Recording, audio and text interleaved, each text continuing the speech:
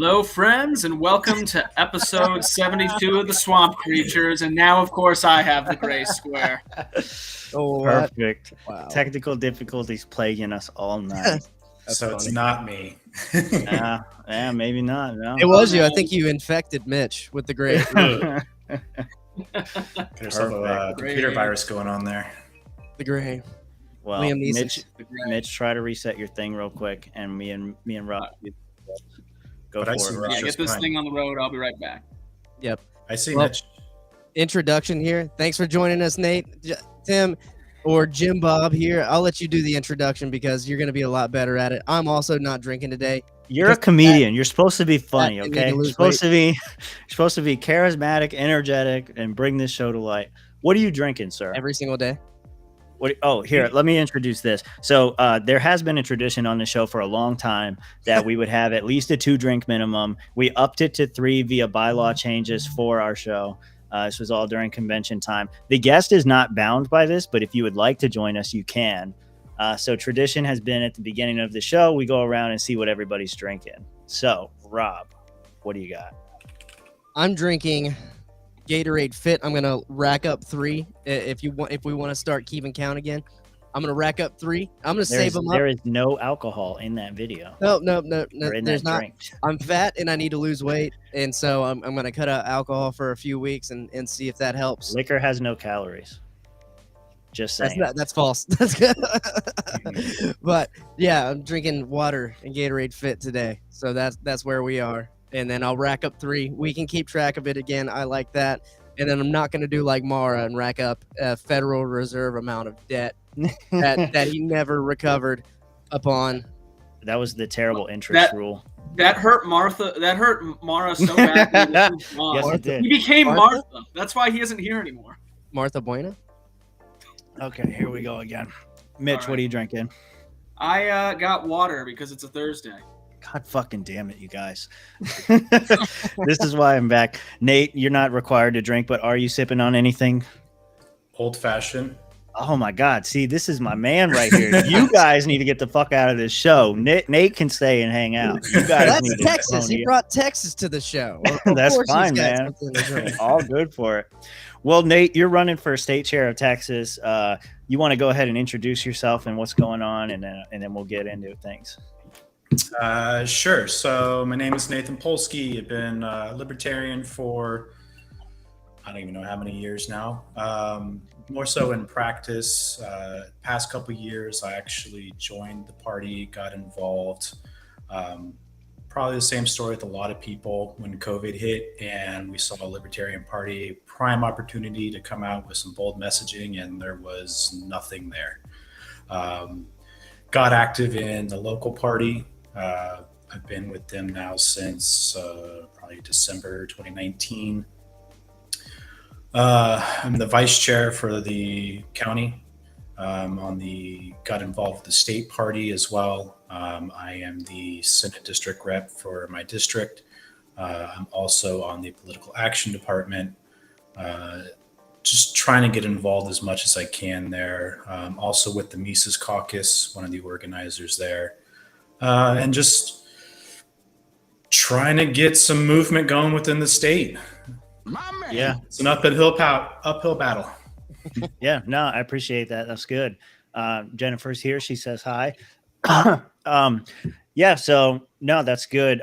We've had people, I don't remember who it was. Maybe you guys remember. There was somebody we had on from Texas before, pre-Reno, that was kind of giving us the rundown of how the state works. Texas has a really wacky delegate system for state conventions and to be eligible to vote in the state conventions. Just as a refresher, because I'm sure nobody here remembers, I got the refresh today and I just realized how screwy everything is. So first question is, when is the Texas State Convention? I heard it happens every 2 years. So this one's a big one for you guys. And then can you walk us through the process a little bit of what it takes to, like, how you're going to get the votes and that kind of thing?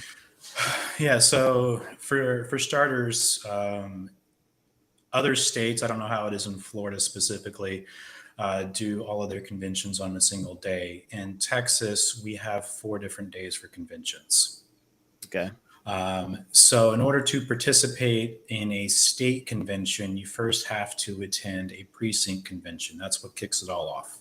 Attending the precinct convention registers you to, not really, it registers you with the party, makes you a voting member within the Libertarian Party of Texas. And you automatically become a delegate to the county convention. You then have to attend the county convention and be nominated and elected as a delegate to attend the state convention. And then you can go to the state convention and you can make votes there on behalf of your county. So that's 3 separate days. And if you want to participate at the state level, you have to, like I say, become a delegate at the county level. And every county is allocated a certain number of delegates that they get to send. So just to reiterate, you have to get elected at your precinct to be elected to go to your county. And then you have to be elected.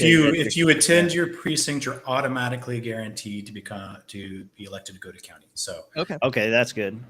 Yeah. And then once you're at the county, you have to be elected to be a delegate at the state convention. Correct. At what point do you have to go to the Alamo? Yeah. Any point at all? No. No? Okay. No Alamo this year. All right. Not this year. I think that's where they take all Texans for their 3rd birthday. They just require them. We just did it was earlier this year. There was a bar down near the Alamo that was had eminent domain filed against it from the state. So we were down there protesting with them. Mm-hmm. We found it rather amusing that the state was trying to eminent domain a bar right across the street from the Alamo. Yeah. You're like, you don't remember. No, for sure.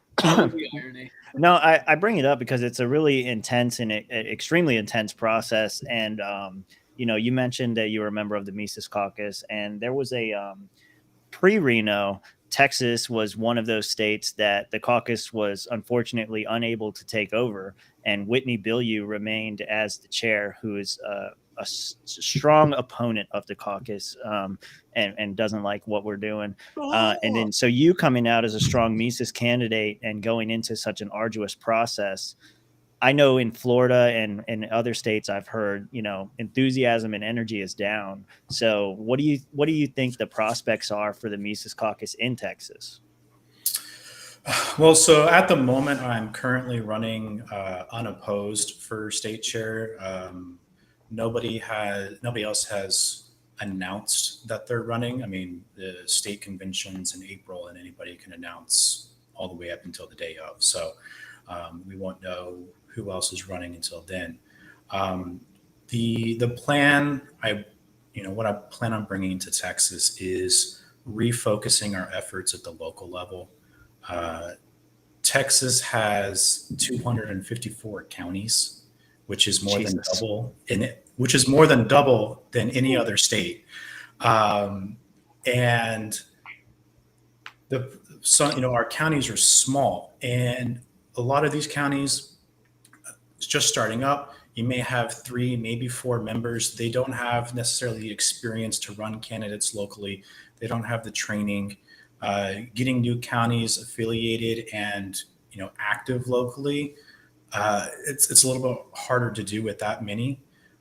So a lot of the focus is to create that infrastructure, to create that training, to create that assistance at the state level, because we're so big, to help out those local counties if they can't. Now we do have some. I think Harris County is probably bigger than most state parties by itself. So they definitely have the resources to take care of themselves. Some of our other counties are pretty big and have those resources, but a lot that, like I said, 3-4 members, they just don't have that level of control or support. So how would you aim to address that as the chair of the state party? It's a massive state. I know in Florida, having any kind of connection with like the Panhandle in Miami, for example, it's like you're talking a 12-hour drive. Texas, I know going from El Paso to Houston, that could take you 2 days. So, I went from Dallas to El Paso in 9 hours just a couple weekends ago for our But that's quarterly Dallas. meeting. Dallas is in the center. I said Houston. Houston's a couple hours further away, but yeah. you can still do it. We had a number of people that did that in a single day. I guess I'm thinking of it as a perspective of a truck driver, and it's just not legal to do it that way. But that's the government for you. It does make it it does make for a long day, that's for sure. Yeah. So a lot of that is just creating those resources, and the chair of the party is going to set the message. They're going to set the focus for the party itself, and the Mises Caucus is already doing some of that support. We are offering website assistance, booklets, training for anybody who asks for it, who's in need of it. So it's bringing some of that to the state party and offering that up, creating organizations within the party to help out with website design, help out with training, and not just once a year training, talking about candidate training, anything else like that. Sure. So like I said, creating that physical infrastructure, creating that support infrastructure as well. Can confirm Michael's comment that the speed limit is just a suggestion in Texas. I lived in Dallas for a couple years, and the speed limit was 70, and I think everybody did 90. I mean, it's pretty much a suggestion here in Florida too. Yeah, we don't have laws down here. We have Florida man. There's certain cities you want to avoid that in. Others go right ahead. Right. Just like Florida. So, well, guys, I've got more, but go ahead. Yeah. No, I was just going to say this seems like a good place to kind of jump in here too, because it sounds like you're really trying to provide a lot to the party, give that assistance where it's needed. And, as Tim brought up before, like things were a little bit wonky with Texas going into Reno. And it seems like from the Mises people I've talked to there's this desire to have the similar situation to what happened here in Florida, where it wasn't really a takeover, it was an integration. Since you've kind of stepped up, or like I'm assuming you guys were doing that before now too, but how has this been received by like the other people in the party down there? So within Texas, there's never been talk of takeover. Like it has been in some other states. It's always been, integrating, offering the support, working with the party. There are definitely some people within the leadership of LP Texas that look at other states and what's been going on there. Pennsylvania comes to mind. I think it was either New Mexico, Arizona that just disaffiliated, and they're seeing these issues and they're trying to prevent those from happening here in Texas. But in doing so, they are creating the exact same atmosphere that those other states are currently going through. So bringing or removing a lot of those restrictions, making sure we have people in place that are willing to work with really anybody. As long as if you want to bring liberty to the table, if you want to push for liberty, roll back the government, then I'm willing to work with you. But if you're going to put a roadblock up in front and you're going to be predisposed to, oh, you're Mises Caucus, you're Classical Liberal Caucus, you're whatever other caucus, or heck, sorry. No, you can go right ahead. All right. This is Texas. Every other word. Yeah. Or if you're with the Republican Party, if you're with the Democratic Party, if you're with the Pirate Party, if you're with any other party and you want to push liberty, come together on single item issues and let's push freaking liberty. But automatic, like I said, you've got people right now that they see, oh, that's a Republican, that's a Democrat, that's a Mises Caucus, that's a Classical Liberal Caucus, whatever, and they immediately say no. They don't ask. Well, what's the big story here?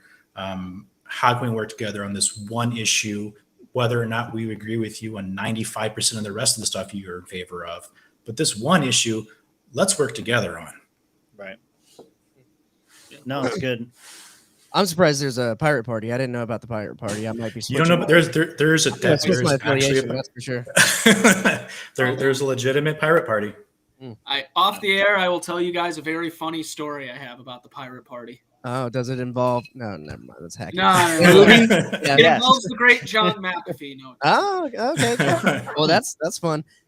So what's the split looking like? I know you said that you like to stay away from all the caucus talk there in Texas, but I remember in Reno, it was pretty close to half, right? Half and half. I remember, being in our little Florida section, looking over there, going like, I don't know what's going on with Texas. They're having to fight tooth and nail to get our guys on the board. So what's the split looking like now? Well, I'll tell you that because I don't want to give away any current specific numbers. But last year at our state convention, I believe the split wasn't 50-50, but it was pretty close. So, I mean, it's a very fine line there. And a lot of that's going to hedge on individuals who are in the middle. They don't want to belong to a specific caucus. They don't want to pay attention to caucus wars. It's just making sure that the messaging is right, that those people feel that they can be comfortable with voting for Mises caucus or whoever else is running. Yeah, that makes complete sense. And Texas, you guys actually have your shit together in a way that, like, I know you pay like a legislative director, right, to go talk to legislators at the Capitol and push libertarian leaning legislation and stuff like that. So we talked to Whitney, me and Stephen Nikela, the old chair here, to try to get something to that effect going here in Florida. So Texas does have their shit together as far as like being a machine and going. And I feel like that continues, and you got people who are like the kumbaya folks, I guess Amanda Gibbs is saying here, who are in the middle, make that thing work. Yeah, part of the issue there is the legislation within Texas, the Texas Congress. They have it out for third parties. So we actually had to spend a lot of our time and effort keeping ourselves on the ballot and making sure that the Texas Congress didn't pass new laws turning us into a primary party. Because once they do that, it's a completely different game. Primary party is in independents and non-party, or not independents, non-party affiliated people get to vote in your primary, correct?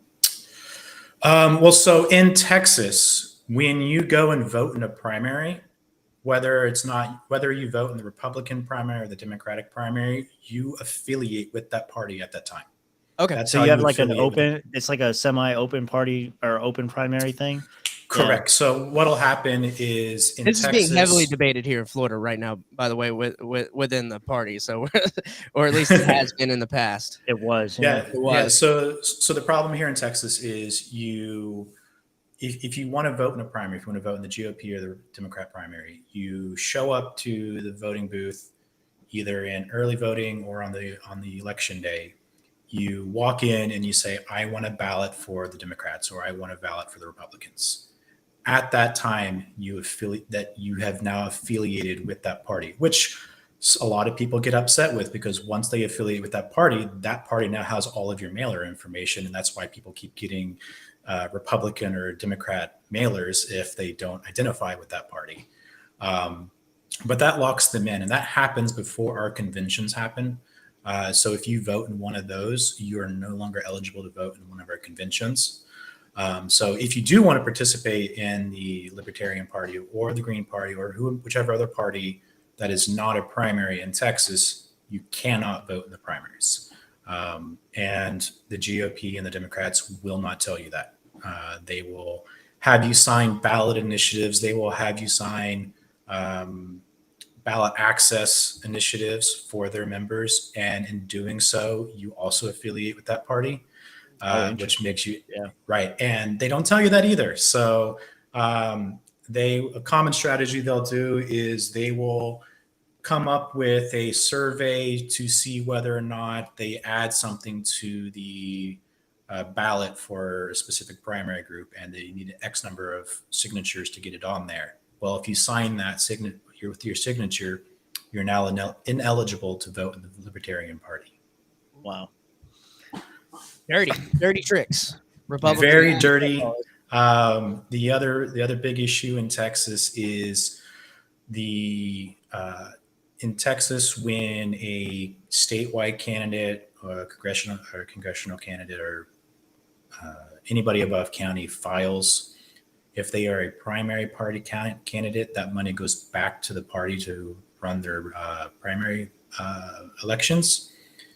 Libertarian Party candidates also have to pay the same fee, and that just goes to the Texas General Fund. The bastards. Jesus. And we pay for our own conventions, so we are double dipping, or we're having to pay twice to shell out our conventions, whereas they get theirs reimbursed. Nice. Mitch, you look like you want to say something. I'm listening to, just thinking, wow, they are really stacking the deck against you guys there. Yeah, Yes. it makes me feel lucky with our ballot access here. Yeah. They had, I think it was at least three bills this past legislative session to try and make it harder for Libertarian candidates to run. And so we had to spend a lot of effort and time on just defending those. Were you successful in defending that? I think one got through, and that one increased it either increased the filing fee or it made it mandatory now. Yeah, to Jennifer's comment about the Republicans hating you guys, that's because they talk about liberty and they don't actually mean it. No, they don't. Yeah. So I think that's fair. I want to get out of the weeds of the Texas crappy system that you guys got there and talk more about what the nuts and bolts of what you want to do are. You talked about being chair and offering resources and giving support and that kind of thing. Those are kind of vague though. Do you have like specific plans in mind? What ability would you have as chair to do some things, and then what exactly do you have on your mind to do if you were elected chair? Sure. So the image that I want to push there is, like I said, creating those resources to help counties, help candidates. From a technological standpoint, we have a fairly decent size technical team within the party. For an inexpensive monthly allocation, we could stand up some virtual servers, run some websites, host websites for counties, host websites for candidates that don't have the funds to do it themselves, don't have the technical knowledge to do it themselves. I want to create a web admin team to help with that specifically. So get some volunteers on the staff that can build websites, have them work with these counties, with these candidates that don't know how to do it, don't have the time, don't have the money, and get those deployed and up and running for them until they can take over it for themselves and then move them off to their own platforms. So that's a big one from the technology side. From the empowerment side, I've got a connect, empower, and transform is my platform. You said that like it was like you said that like this is my platform. It's fucking shitty, but here it is. No, That's a little kumbaya, if you ask me. No, so from an empowerment standpoint, we have volunteer staff. In my opinion, if they are respected enough, if they are trusted enough to become staff, if they're a director, if they're in operations, then trust them to do the work. Right now, I am in the process of trying to get a coalition formed, and I've been working on it for a month and a half, almost 2 months now.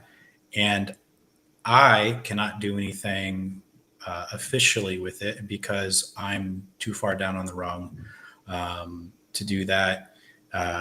And there's additional checks that the officers have to sign off on, the chair has to sign off on. So just let the departments operate the way they need to. If you don't feel that they know what's best for the party, they're probably not the best person for that position then. So making sure, one, that they can do what they need to do, and if they aren't responsible enough, find somebody else. I don't want to have seats filled just to fill the seats if it's not a good person for that position. Yeah. Respectable. So like with that, I gotta ask, what was your like call to arms to run for chair? I didn't want to do it for starters. Like every good leader always says. No, we were spitballing to see, who should run for chair. Do we want to run for someone for chair? And then I had several people ask me, say, hey, would you like to run for chair? And I was like, no. But at the end of the day, nobody else was willing to do it. I said, all right, I guess I'm a glutton for punishment. Sign me up. Yeah. Well, that's Tim, good. you can relate to that. Oh yeah, for sure. Yeah, So, Mr. Vice Chair. yeah, exactly. Jennifer brought up a point that you guys need to encourage your volunteers. Amanda says, as staff, she's never been felt micromanaged by the current chair. How would you encourage the chair? Like, I think that's a big problem all across the country. I know we're feeling it here in Florida. Like, we have volunteers that have so much weight on their shoulders. They get burnt out really quickly just from all the weight they have to carry. I know that, a lot of people who joined, through the caucus or whatever, they came in with this like idea in their mind of what it was going to be, like, and what they were going to do. And then they realized, like, yeah, it's actually, it's a tough hill to climb, and we got a lot of work we got to do. And once people are met with that reality, they kind of, either they flake out or, it wasn't what they thought, and they just kind of back off. So what do you think that the chair of LP Texas could do to further inspire people to get activated and motivated to make a change? Right? In Texas. In Texas. I mean, this could be a chair in any state. It could be a chair at a county party, at the national party level as well. Recognize the efforts. Make sure that your volunteers know that they're doing a good job. Also, make sure that you give constructive feedback if they're not doing a good job. If you have people on staff and don't know what they're currently working on, either directly or through their direct supervisor, then what's the point of having them there? Who knows what they're doing? So like I said, recognition, letting them know that the work that they're doing is being seen by the chair, it's being seen by the executive body, and it's making a difference. Yeah. I know. Before this interview, I watched a bunch of interviews that you did with the local media, but also I'm sorry, speech that you did.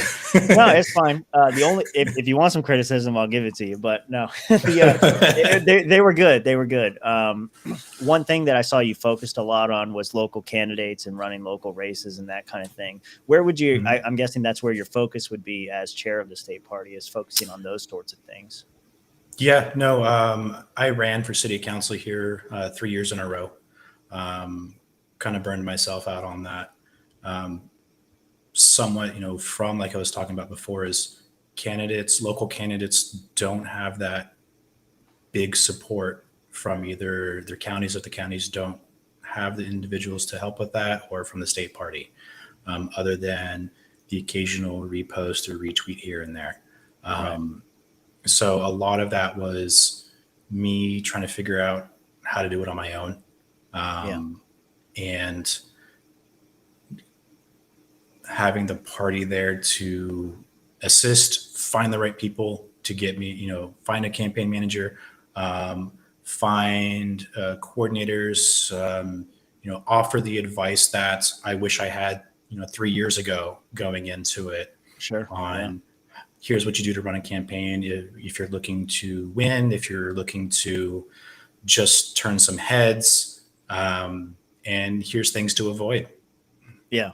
Yeah. I watched that speech where you broke all that kind of stuff down. I did want to ask you about that. So, what do you think like the better messaging strategy is? You have like the one side that says like we need to be as radical and forthright as possible, and we need to put all our stuff on the table and tell it exactly how it is. Fuck the state, burn it down, that kind of thing. Then you've got the other side that's kind of more pragmatic that says, yeah, well, what we really need to do is just kind of reach people where they are. Maybe some of the stuff that you mentioned in your speech was kind of like, if you're in a heavy Republican district, maybe you want to focus on issues that relate more to them.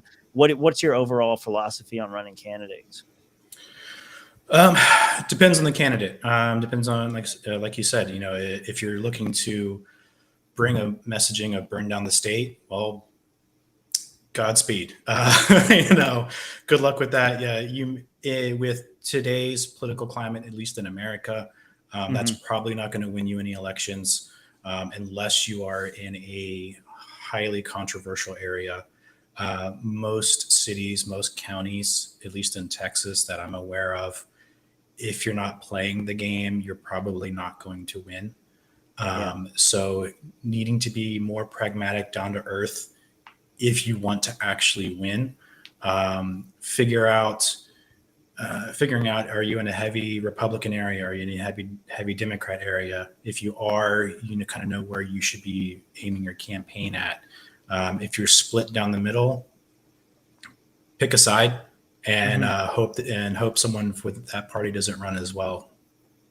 So I did this with Josh last week, and I'll do it with you too. I want to give some friendly pushback. Just know that it's coming from a nice place, even though I'm going to get a little raunchy here. But I've seen other people say that in the past. There was a lot of inspiration to join the caucus because people didn't like the pragmatic message.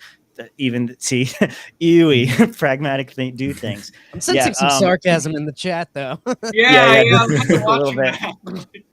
Just a little bit there. But it brings up a good point though, is because like, I think a lot of us were inspired to join the caucus because we wanted that radical messaging. We wanted that forthrightness to not be afraid of our principles and where we stand. One of the interviews that I saw you do with the local news, they asked you what the primary purpose of your city council was or what the focus should be. And I was really surprised to hear you say that your focus was going to be on roads, police, and fire, which is not something that I would expect an ANCAP to say. So like, can you explain that a little bit? Yeah. Sure. So, I mean, at the end of the day, I'd love to, privatize all three of those. But that's coming to that middle ground of the rest of the voters, most of the voters out there are not ready for that discussion. And I've had many in-depth conversations with current city council members, past city council members, mayors, about going, looking down that route. And they think I'm on crack. They think it is the worst thing ever.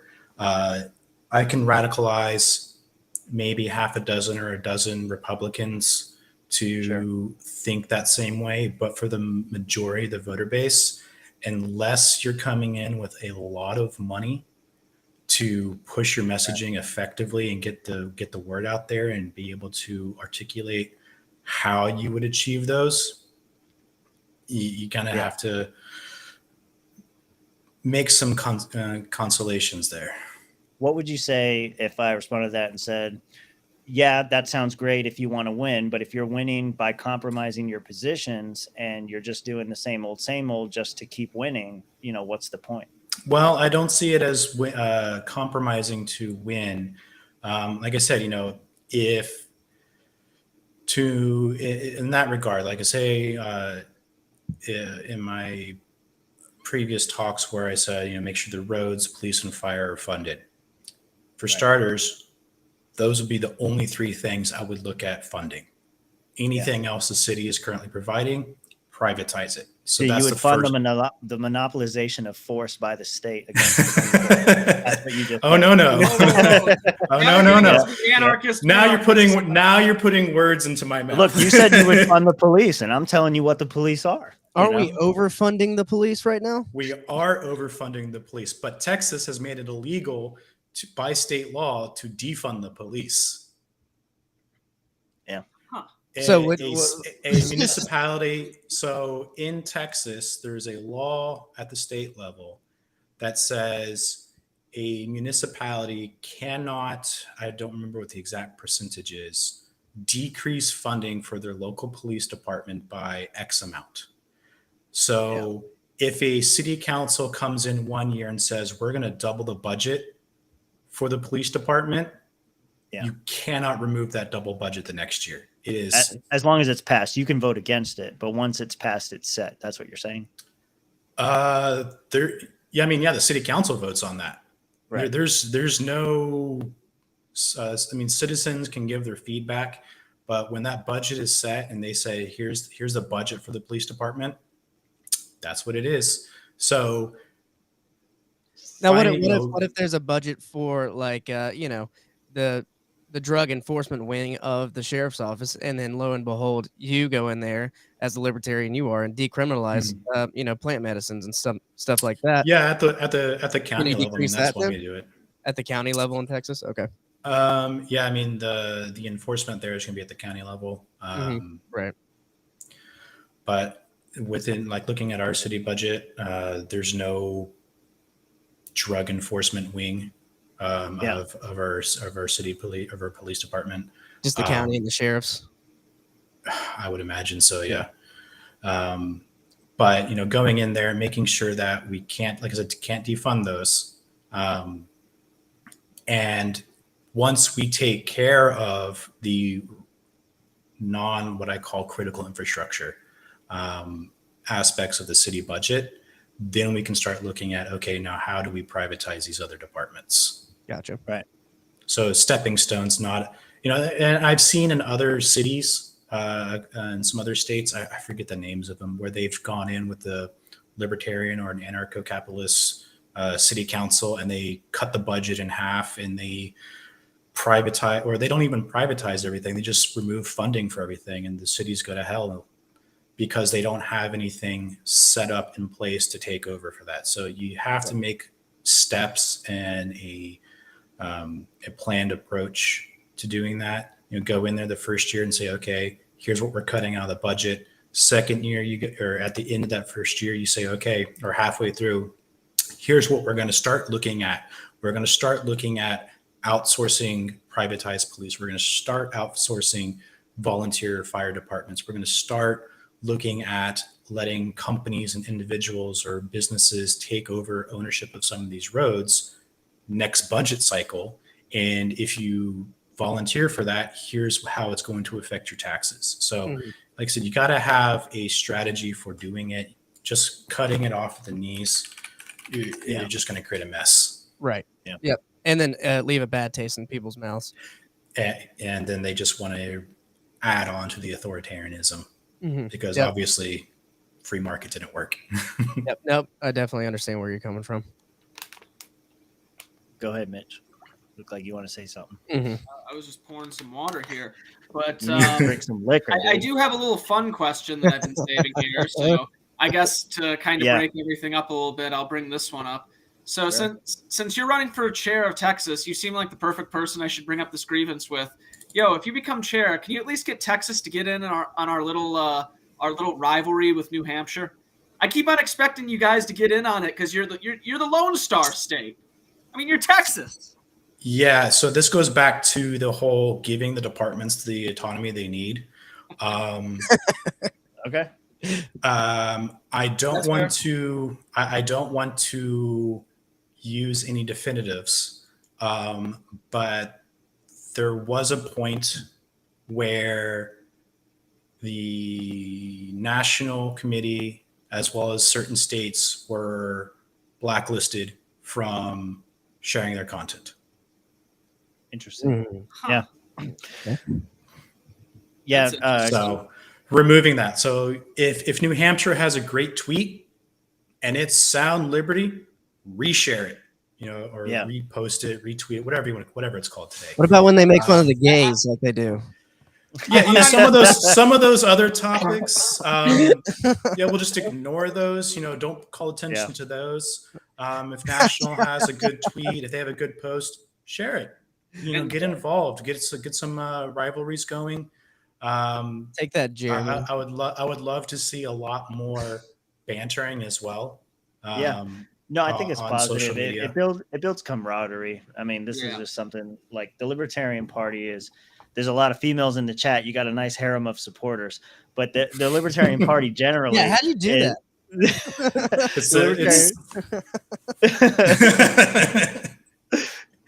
No, I was gonna say the Libertarian Party generally is a bunch of dudes, and guys get along by razzing each other. Like that's how we all get along. We razz each other all the time. It just makes it fun, and so I think it builds good camaraderie when you have when you have that kind of back and forth. Something I learned today on this point, though, is that the Texas state chair has veto power over pretty much everything that the state party of Texas does. And unless the EC of Texas can overrule that with like a 2/3 majority, the chair basically has the authority to kind of just smash whatever anyone else wants to do. Can you speak on that a little bit? Is that the case? Was I misinformed? I mean, so anybody on the executive committee can bring a motion forward to the executive committee body. Sure. Depending on what that motion is trying to do, it requires either a majority vote, 2/3 vote. Sorry, stop popping up here.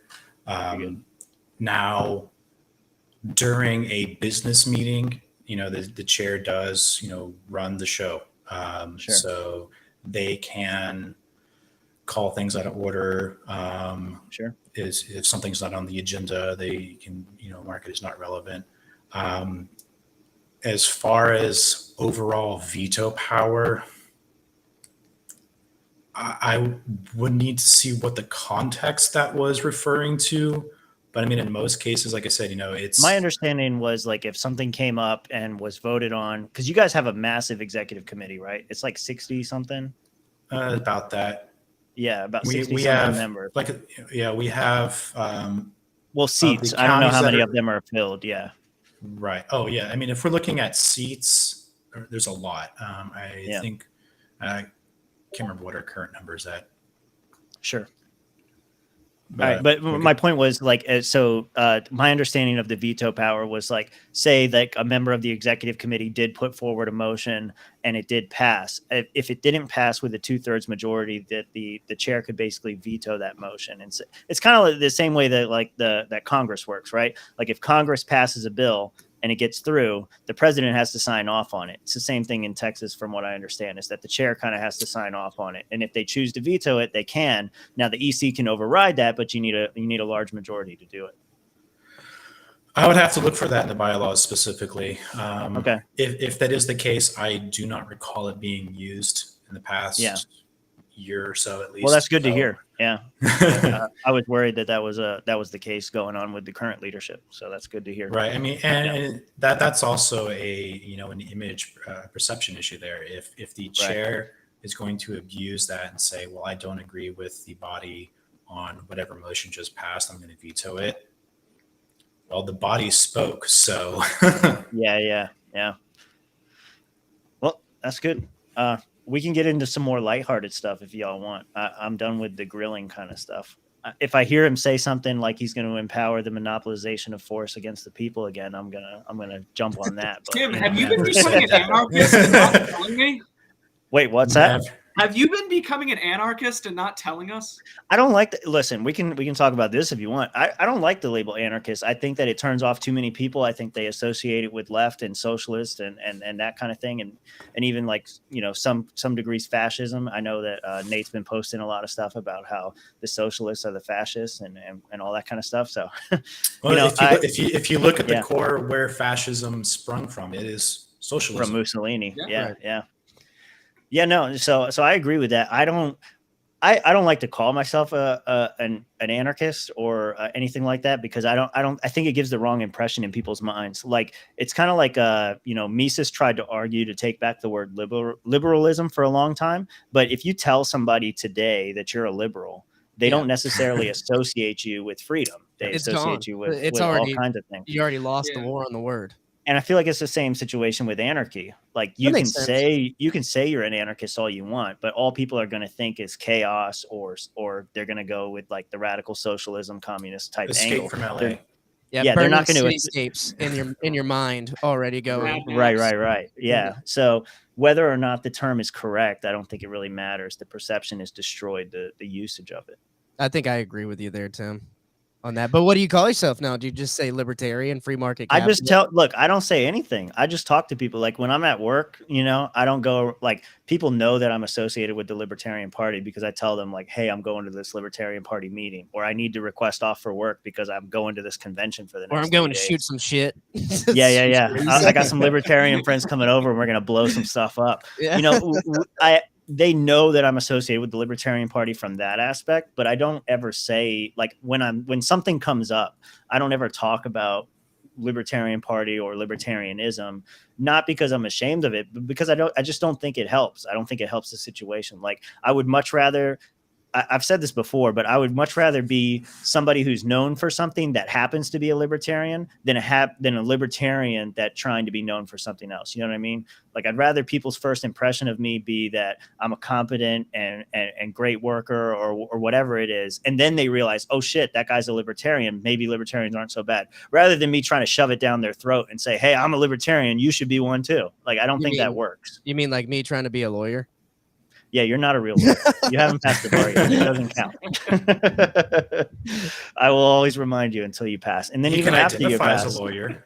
Yeah, you can identify as one. That's right. I don't know. They won't let me. I'm trying. Yeah. Don't worry. We'll find a court case for this podcast eventually. But since we are kind of talking about all these different, like, liberty ideas and whatnot, Texit, what's the deal with that?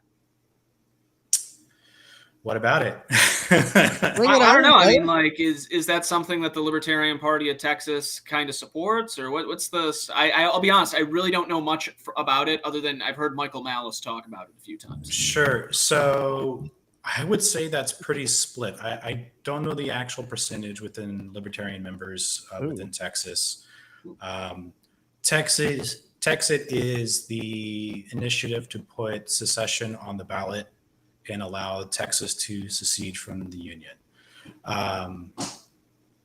And within Libertarian Party members, you have some that are completely against it because I believe their reasoning is that now you're just replacing the federal government with the Texas government, which is better.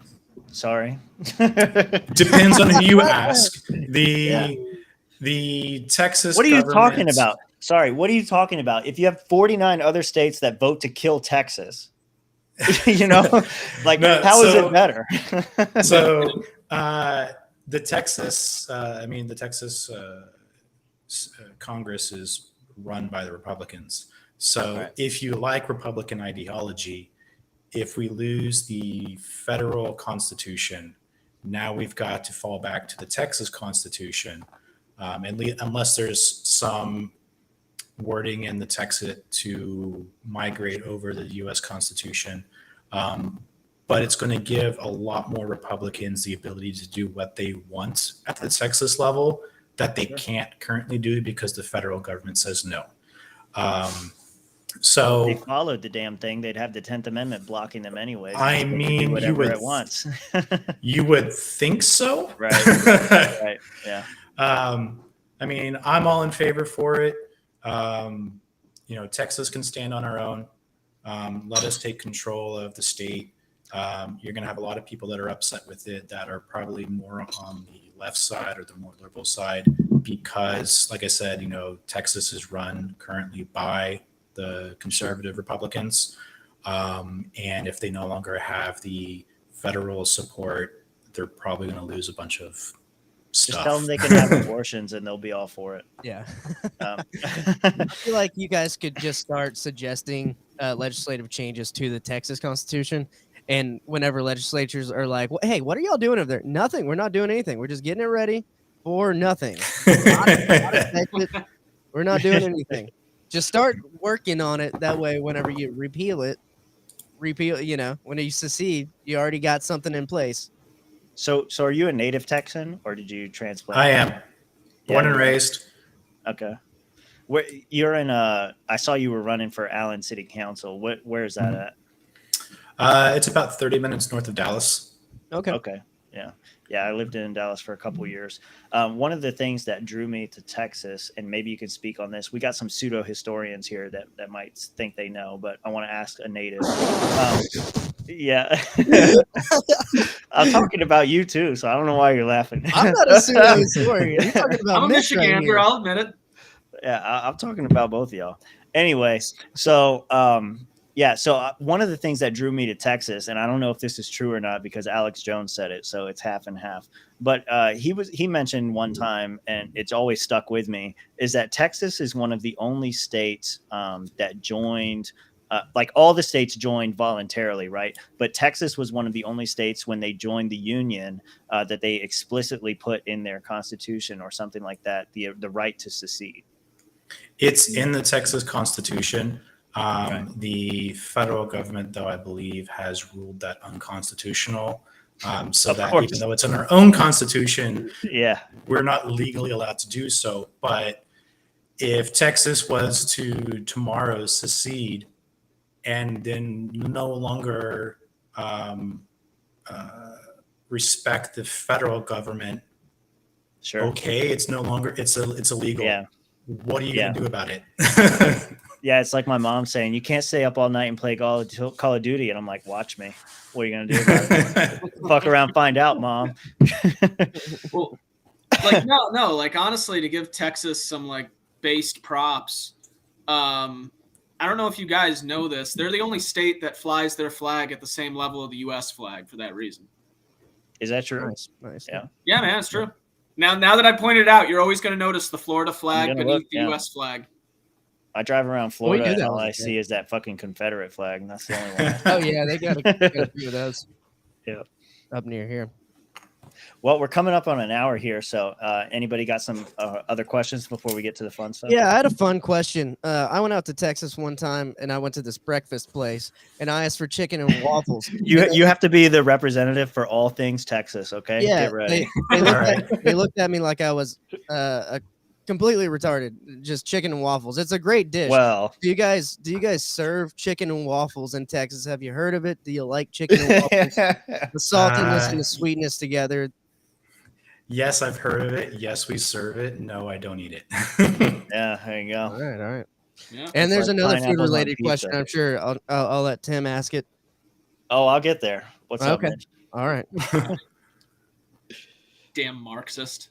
They looked at me like they were crazy. Like chicken and waffles doesn't exist in the South. Chicken That's like and one of the waffles most is southern like- dishes. I was Guy gonna looked say at it's, me it's a, cra- I I'm pretty know, sure that's a that's why I southern was like- dish. Yeah. I was like, I'm pretty sure Texas might have invented this dish. And the guy was like, never heard of it. Never heard of it. Were you hanging out in Austin? It was like in Arlington. That would 'cause be your problem. we were going to the Cowboys Stadium for the Michigan Florida game in 2017. Sounds gay. Okay, Go Cowboys. so Nate. So Nate, is a hot dog a sandwich? What's that? Is a hot dog a sandwich? You will be judged heavily. Is a hot dog a sandwich? Yeah. No, it's a taco. Oh, well, he said no. He said no. Goddamn post left. It's closed on one side. Yeah. I have a new question that I would like to add to the tradition, and we can I don't know if this is the best question to ask somebody who's running for some kind of office, but it's the Libertarian Party office, so it doesn't really matter. So let me ask you this question. I'm sorry. Let me ask you this question. All right. You guys, Our lives are lies, too. everybody else on this call has to answer it as well, because I know I've never asked you, and it's going to be a good one. but I'm going to ask Nate first because he's the guest. When you're watching porn, Oh my god. do you watch it from the POV perspective, as in you are the person effing the woman, or do you watch it from the cuck position where you are watching people have sex? Ass in his race car pajamas. That's goddamn right, dude. I can honestly say that I just don't watch porn. I don't find it Get the entertaining. fuck out of here. That's okay, so Corona. you're a liar. Okay, so how about this? When You can check have my watched browser porn, history if you want. when you watched porn, because you said that you don't watch it, but that doesn't mean you've never watched it. Never from POV. Never from POV. Okay, interesting. Well, okay, interesting. Go ahead, Rob, Mitch. Yeah, both I've done, but I dabble. Yeah, you dabble. You put yourself in the mind of whoever you'd rather be. The guy sitting in that chair back there, or the guy who's actually involved. It's the way you frame the question that offends me. Oh yeah. I want to get Mitch's answer, but then I want you to explain. What do you mean explain? I mean- It's you just What? Look, you're either watching what? people have sex or you're envisioning yourself having sex. I Either didn't way, know you're that was watching- the deal. Michael, I didn't know that was Michael in the the straight up. chat is right. You're a cuck either way, and I'm guilty of the POV. I feel like that's one of your sock accounts that you just chatted with just to make a point. Yeah, Yep. Actually, Agreed. it isn't. Mhm. I think it's a Okay. good question that we keep asking people. I think it's a good one. I heard it on another show and they stopped asking it, so now we're gonna pick up the mantle Mitch and we're is- gonna figure out. Tim's like, this is a staple of the podcast now. It I'm will back be. 2 It's weeks and becoming we're a watch. dictator We're after gonna this ask sermon, watch I all of swear. our political guests about porn. You know, we have a presidential candidate. We just had a presidential Oh, candidate my last God. week. We got another one coming on. Hey, And- look, Rechtenwald's gonna come on and I'm gonna ask him the POV Oh, question. come on. Okay, get ready. oh my god, Oh, Christ. Years of experience there. Heist is gonna not. He's Yeah, not gonna that's be happy right. with you. I don't Yeah. give a fuck. Okay, so Amanda Anarchy. says that Nate doesn't watch porn; he reads it like the lady he is. I'm assuming that's towards Nate. It could be towards Mitch. We know he's a little feminine, but Wait, you we're know. gonna have so much fun at convention. We're gonna have a lot of fun at convention. Come on. Yeah, man. Oh. Well, hey, Well- we always like to end it on a fun note. You know, I was trying to lighten the mood a little bit. We did some grilling and all that kind of stuff. Let people know how they can stay in touch with you, support you for chair, all that kind of stuff. Sure. So I got a website, nathanforliberty.com. It's got my email on there if you want to donate to help me get the message out. Texas is big, and I plan on heading out to some of these counties to meet with people locally. And so that's going to require a lot of driving, some hotels, a lot of handshaking. So anything that can help me get to them and get the word out, greatly appreciated. Are you Awesome. a strong handshake? Do you go in there? That's right, strong handshakes. You can also follow me on Twitter, Nate the ANCAP. Yeah. Awesome. All right, you guys want to hit any plugs before we get out of here? Sure. Go check out 1776swag.com, where guess what's coming back? Flags. Flags are coming back to the store, baby. I finally found a provider. There you So, go. Nice. When they're up, go buy one of those defund the HOA flags. I know you Texas folks probably got to deal with some HOAs somewhere, right? You know you want one. And Yeah, also, if you there you go. spend over $100 on the site right now, you get a free shirt from the grab bag. Nice. Mitch makes Go good ahead. shirts. He made this is Ron Paul Hope shirt or Yes, sir. bravery shirt. Very good stuff. Go check that out. With me, I'm gonna play this sound since we ended on that one. Yeah. Uh-huh. Follow me at Robert Vincent Comedy or R Vincent Comedy right there. And if you're in Jacksonville on October 21st, go to the that looks like poo poo, but that's fine. The Libertarian Presidential Candidate Forum. I'll be doing some comedy there and then hosting that forum for some of the presidential candidates. And I do have some unfortunate news to re-announce. Florida Freedom Fest is canceled. The venue got ravished by the hurricane, and they are returning the cabin funds to anyone who purchased a cabin there. And we'll have to figure it out and do it next year. It was too close of a time frame for us to reschedule everything. You sharing that graphic, it brought up another question, and I'll ask it real quick, and we'll get out of Oh here. Lord. Who do you support for president for the LP nomination? I mean, we'll probably have twice as many candidates put their name in before national next year. So We have 34 right now. So. I That's know we've got a lot of candidates. I don't have a particular favorite at the moment. I'm waiting to see if anybody else pops up, if anybody else drops out. Hey, got to play politics here. I see that. Got to work for the future chair's endorsement. Yep, that's right. That's right. All right. Well, thanks for joining us, guys. We're going to be back here. When's the show with Rechtenwald? What day is that? That is next Thursday, same time, same place. Right here on the 7:30 on Swampcast. Thursday. We'll see you then.